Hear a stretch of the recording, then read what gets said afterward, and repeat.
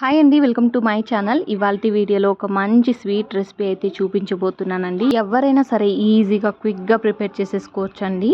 ఇంట్లో బెల్లం మరియు గోధుమ పిండి ఉంటే సరిపోతుంది. ఈ స్వీట్ అయితే ప్రిపేర్ చేసేయచ్చు. ఇంతకు ఈ స్వీట్ ఏంటి అంటే హల్వా అన్నమాట. ఈ హల్వా ఎలా ప్రిపేర్ చేసుకోవాలో ఫుల్ రెసిపీ అయితే చూసేసేయండి. ముందుగా అయితే ఈ హల్వా స్వీట్నెస్ కోసం అని చెప్పి నేను ఇక్కడ 1.5 కప్పు దాకా బెల్లం అయితే తీసుకుంటున్నానండి. ఇక్కడ నేను తీసుకునే బెల్లం వచ్చి ముక్కలుగా ఉంది కదా, ఈ క్యూబ్స్ అన్ని కరగాలంటే కొంచెం టైం పడుతుంది. అందుకోసం అని చెప్పి 1.5 కప్పు దాకా నేను మిక్సీ పట్టేసుకున్నానండి.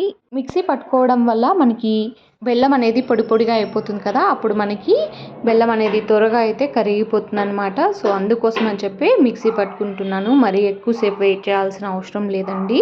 1 కప్ ఫ్లోర్కి మాత్రం నేను ఇక్కడ తీసుకుంటున్నాను. అది కూడా 1.5 కప్పు దాకా బెల్లం తీసుకుంటున్నాను. ఇన్ కేస్ మీకు స్వీట్నెస్ అనేది ఎక్కువగా కావాలి అనుకుంటే కొంచెం బెల్లం అనేది ఎక్కువగా తీసుకోండి. అప్పుడే మీకు స్వీట్నెస్ అనేది సరిపోతుందండి. చూసారు కదా, బెల్లం అనేది ఇంత క్వాంటిటీలో అయితే మనం వేసుకోవాలి.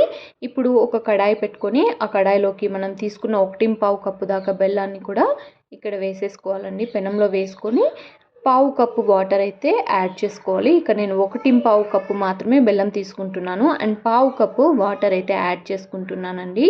ఇప్పుడు మనం తీసుకున్న బెల్లం మొత్తాన్ని కూడా కరిగించుకోవాలి. మనం మరీ పాకం పట్టాల్సిన అవసరం లేదండి. బాగా కరిగించుకొని అందులో ఏమైనా నులకలు ఉంటే స్ట్రెయిన్ చేసేసుకుంటే సరిపోతుందండి. చూసారు కదా, బెల్లం మొత్తం కూడా మెల్ట్ అయిపోయింది. ఇప్పుడు నేను ఒక స్ట్రైనర్ తీసుకొని మనం కరిగించుకున్న బెల్లం మొత్తము కూడా ఇలా సైడ్కి తీసి పెట్టేసుకుంటున్నానండి. మీరు తీసుకున్న బెల్లంలో నులకలు ఏం లేకపోతే అలానే డైరెక్ట్గా కూడా వేసేసుకోవచ్చు. బట్ ఇలా సైడ్కి అయితే తీసి పెట్టుకోవాలి. అంతేనండి, ఇది మొత్తము కూడా సైడ్ పెట్టేసుకోండి. ఇప్పుడు మనం అసలైన ప్రాసెస్లోకి అయితే వెళ్ళిపోదాము. దానికోసం అయితే మళ్ళీ ఇలా స్టవ్ పైన ఒక కడాయి పెట్టుకొని అందులోకి ఒక 3 టీ స్పూన్ ఫుల్ దాకా 2 లేదా 3 టీ స్పూన్లు సరిపోతుందండి. మనం తీసుకున్న ఫ్లోర్లో మనం వాటర్ వేసుకోవాలంటే ఇక్కడ నెయ్యి, మనం తీసుకుంటున్న నెయ్యి 2 to 3 టేబుల్ స్పూన్ అయితే సరిపోతుందండి. నేను ఇక్కడ వాటర్ యాడ్ చేసుకోవాలి, వాటర్తో చేసుకోవాలి, మొత్తం నెయ్యితో చేసుకోకూడదు అనుకుంటున్నాను. సో నేను 2 టేబుల్ స్పూన్స్ దాకా తీసుకున్నానండి. ఇప్పుడు నేను తీసుకుంటున్న పిండి గోధుమ పిండి అలాగే జొన్న పిండి మిక్స్డ్ అండి. మనం సింగిల్గా కూడా చేసుకోవచ్చు, మొత్తము కూడా వీట్ ఫ్లోర్తోనే చేసుకోవచ్చు. బట్ నేను ఇక్కడ వీట్ ఫ్లోర్ అలాగే జొన్న పిండి కూడా వాడుతున్నానండి. ఈ 2 పిండిలతో చేసుకోబోతున్నాను. ఈ స్వీట్ అనేది చాలా టేస్టీగా ఉంటుంది. ఇంకా మీరు సింగిల్గా చేసుకోవాలంటే కూడా చేసుకోవచ్చు, బట్ ఈ టేస్ట్ అయితే రాదు కదా. సో అందుకని చెప్పి నేను ఇలా 2 పిండిలు కూడా మిక్స్ చేసుకొని మరీ చేసుకుంటున్నానండి.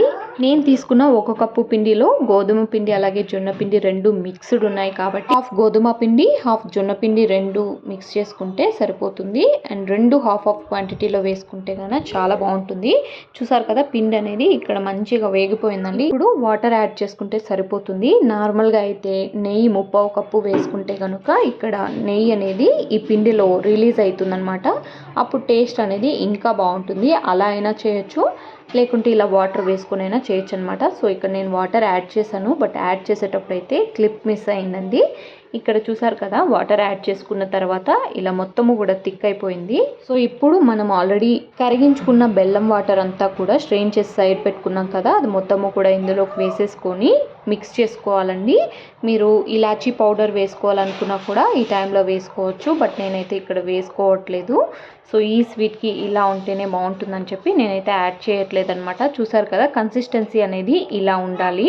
అప్పుడే మనకి ఈ హల్వా అనేది రెడీ అయిపోయినట్టు. చూసారు కదా, సో ఇలా మనం స్పూన్తో తీసుకుంటే స్పూన్లోకి కింద అడుగు అంటకుండా మొత్తము కూడా వచ్చేయాలి. అప్పుడే మనకి రెడీ అయిపోయినట్టు. ఇన్ కేస్ అడుగు అంటుతుంది అంటే ఇంకా 2 to 3 మినిట్స్ అలానే ఉడికించండి, అప్పుడే సరిపోతుంది.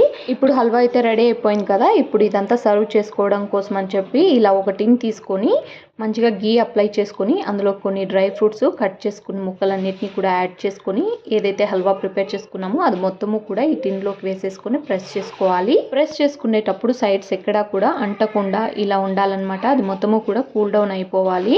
అప్పుడే మనకి ఇలా సైడ్స్ ఎక్కడా కూడా ఎడ్జెస్లో అంటకుండా ఉంటుందన్నమాట. సో మనం డిమౌల్డ్ చేసుకోవడానికి చాలా ఈజీగా ఉంటుందండి. అండ్ పైన మనకు నచ్చిన డ్రై ఫ్రూట్స్తో ఇలా గార్నిష్ చేసుకుంటే తినేటప్పుడు చాలా బాగుంటుందన్నమాట. పంటి కింద ఆ డ్రై ఫ్రూట్స్ పడుతూ ఉంటే ఈ హల్వా టేస్ట్ చాలా బాగుంటుంది. ఇంతకు ఈ రెసిపీ మీకు ఎలా అనిపించిందో చెప్పడం మాత్రం మర్చిపోకండి.